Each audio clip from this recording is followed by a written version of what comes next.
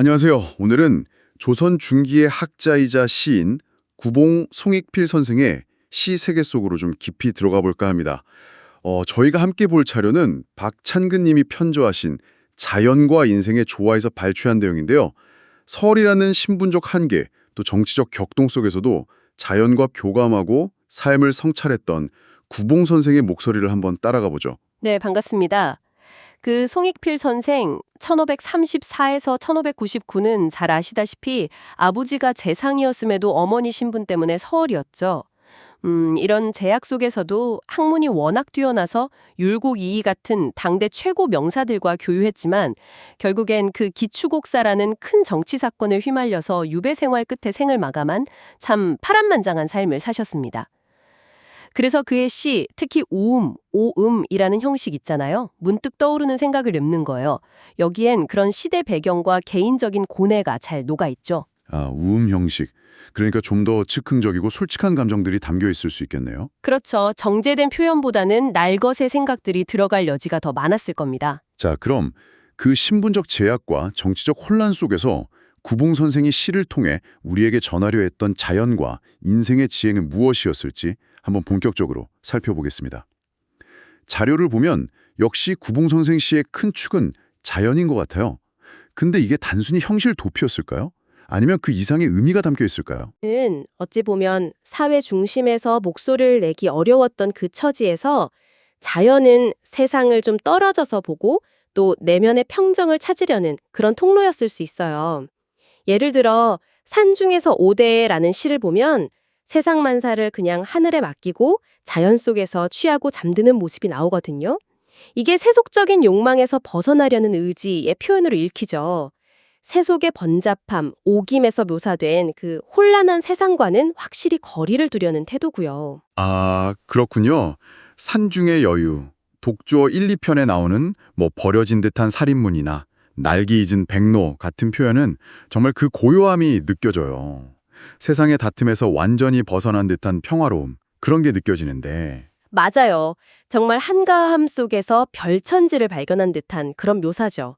홀로 누워에서도 그런 정서가 이어지고요. 근데 마냥 그렇게 평화롭고 한가로운 것만 노래한 건 아니겠죠. 시대 상황이 워낙 어려웠으니까요. 네, 물론입니다. 단순히 은둔의 즐거움만 노래한 건 아니에요.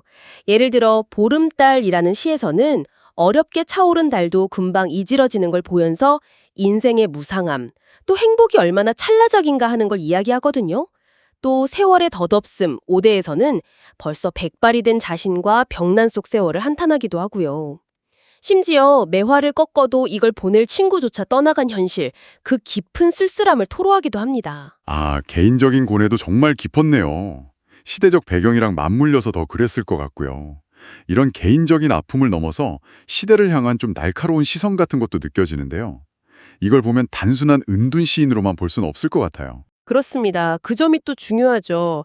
궁궐의 슬픔, 유감시로출 유언문 같은 시를 보면 임진왜란 후에 임시궁궐은 사치스러운데 민생은 너무 고통스러운 현실을 딱 대비시켜서 비판적인 시각을 보여줘요. 아, 그 대비가 정말 강렬했겠네요. 네, 특히 병상에서 OT의 마지막 구절은 정말 아프죠. 경륜하는 사람 모두 칼을 찬다면 어느 누가 다시 민생을 생각하리요? 이건 뭐 전쟁의 참혹함 그리고 지도층의 무관심을 정면으로 꼬집는 외침이거든요. 와, 그 구절은 정말 강하게 와닿네요. 어쩌면 서울이라는 그의 처지가 그를 더 객관적이고 비판적으로 세상을 보게 만든 동력이었을 수도 있겠다. 그런 생각도 듭니다. 하긴 중심부에서 약간 떨어져 있었기에 더 잘 보였을 수도 있겠군요. 그럼 그런 냉철한 현실인식 속에서 어떻게 좌절하지 않고 삶의 지혜나 내면의 평화를 찾으려 했을까요? 그게 또 궁금해지는데요. 그 해답은 마음의 평화, 징중에서 좀 엿볼 수 있습니다. 마음 편안하면 몸도 절로 편안하고 분수를 알면 다시 무엇을 구하랴. 이런 구절에서 마음 다스림과 안분지족을 강조하거든요. 아, 안분지족.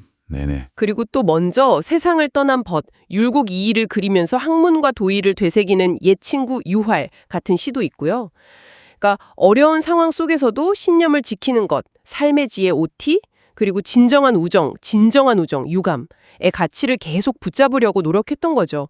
이게 그가 혼란 속에서 자신을 지켜낸 방법 아니었을까 싶습니다. 네, 오늘 구봉 송익필 선생의 시를 통해서 그 신분과 시대라는 벽 앞에서도 좌절하지 않고 자연과의 교감 속에서 삶의 의미를 찾고 또 현실을 외면하지 않으면서도 내면의 지혜를 추구했던 한선비의 깊은 사유를 엿볼 수 있었습니다.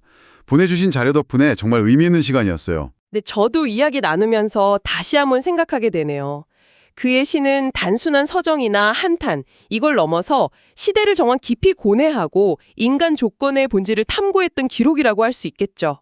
특히 그 우엠시라는 형식을 통해서 직접적으로 드러내기 힘들었던 생각들을 은유적으로 표현하면서 자신만의 목소리를 냈다는 점, 이건 오늘날 우리에게도 시사하는 바가 크다고 생각합니다. 맞아요. 구봉 선생처럼 혹시 여러분께서도 잠시 복잡한 일상에서 한 발짝 물러나서 주변의 작은 자연이나 아니면 그냥 고요한 순간에 한번 집중해 보시면 어떨까요? 어쩌면 그럴 때 예상치 못한 위안이나 새로운 생각을 발견하게 될지도 모르겠습니다. 어쩌면 그 안에 이 세상의 소란함 속에서도 결코 깨지지 않는 우리 각자의 온전함 같은 것이 숨쉬고 있을지도 모르니까요.